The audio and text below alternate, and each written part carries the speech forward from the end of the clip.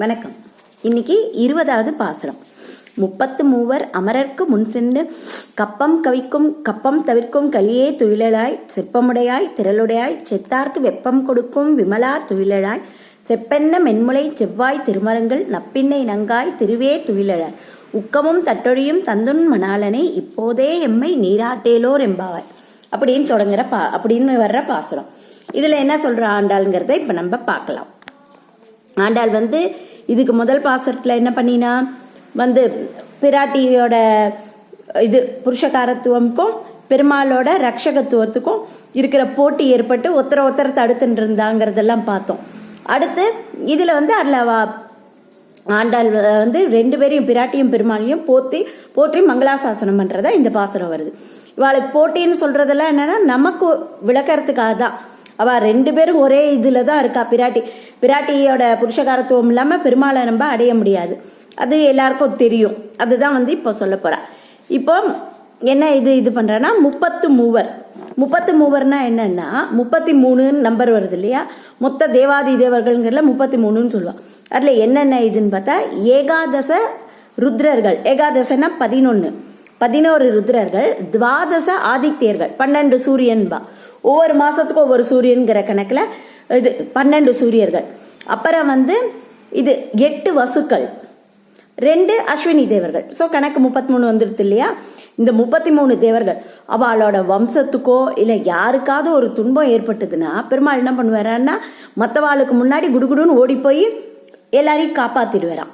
அப்புறம் 33 அமரருக்கு முன் சொன்ன கப்பம் தவிர்க்கும் களியேன்னா, கப்பம்னா என்ன சொல்றான்னா கஷ்டம் சிரமம்லாம் இருக்கு இல்லையா, அது அப்படி தேவர்களோட துயரெல்லாம் துடைக்கிறையே, எங்களோட குரல் கேட்டு நீ உறக்கம் தூக்கத்தை கலைச்சி எழுந்து வரக்கூடாதா அப்படின்னு சொல்ற.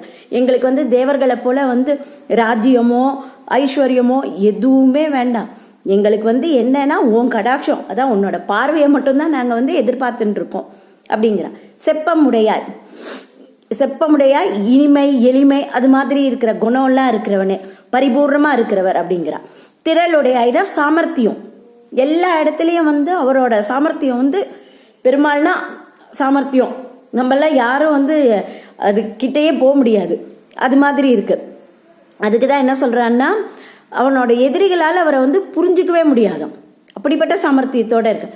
தேவர்கள் பிரம்மத்தை பார்க்கணும்னு பார்த்தா அவளுக்கு ரொம்ப ஒரு படி மேல இருக்கிற மாதிரி இருக்கான். அத தேவர்களோட உயர்ந்தது பிரஜாபதி. அவ பிரம்மத்தை பார்க்கணும்னு பார்த்தா அது அவளுக்கும் மேல இருக்கான். அப்படி பிரம்மா அவெல்லாம் உயர்ந்தவர் பிரம்மா யார் அது பிரம்மம் அப்படின்னு யோசிச்சு பார்த்தா அது இன்னும் மேல இருக்கான், எங்கன்னே கண்டுபிடிக்க முடியாதபடி அந்த அளவு. ஆனா அதே பார்க்கிற அப்படிப்பட்ட பெருமாளே என்னன்னா சாதாரணமா இருக்கிறவா தாழ்ந்த ஜீவர்களுக்கு கூட டக்குன்னு எட்டி பிடிக்கிற மாதிரி இருக்கிறான். அப்போ எவ்வளோ ஒரு சாமர்த்தியம், அதை தான் சொல்றான். அணுவுக்குள் அணுவே குட்டி, அதுக்குள்ள அணுவா இருக்கிறவர், ஆனா எல்லாத்தோட பெரியவராக இருக்கிறவர். அப்படிப்பட்டவரை தான் அந்த சாமர்த்தியம் தான் திரளுடையாய் அப்படின்னு ஆண்டாள் சொல்ற. செற்றார்க்கு வெப்பம் கொடுக்கும் விமலா துயிலழாய் அப்படின்னா என்னன்னா அவளோட விரோதிலாம், பெருமாளோட விரோதிகள் அவளோட இருக்கிறவாளுக்கெல்லாம் என்னன்னா அவரோட கோபத்தால தண்டிப்பர்.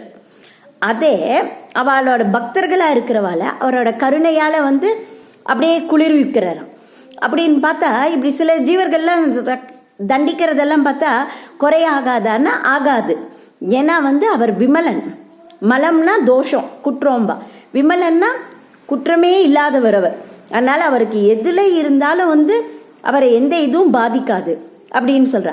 அதுக்குதான் சொல்ற சுக்ரீவன் முதலானவெல்லாம் தடுக்கும் போதும் அவர் என்ன பண்ற, விபீஷணன் சரணாகதிக்கு வரா இல்லையா, அப்ப சுக்ரீவன் எல்லாரும் தடுக்கிறா.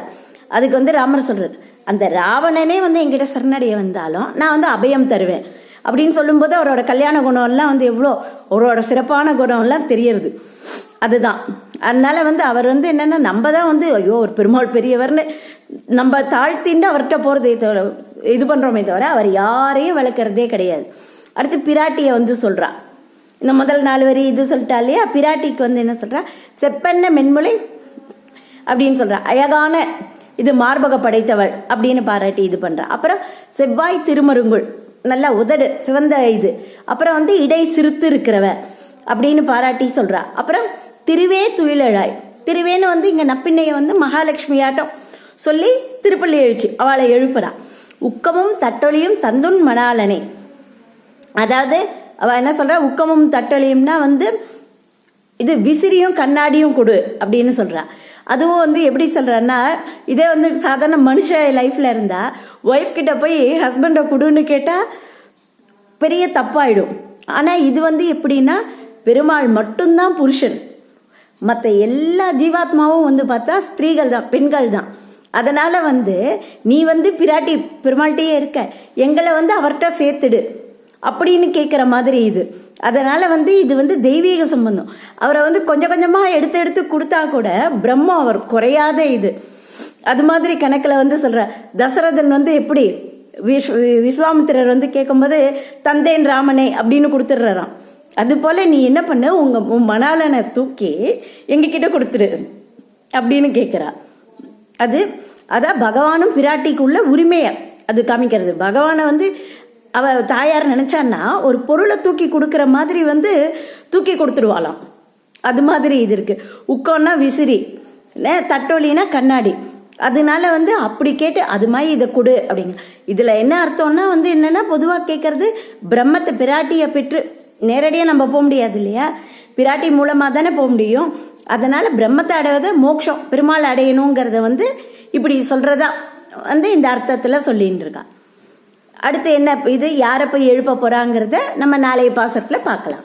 நன்றி, வணக்கம்.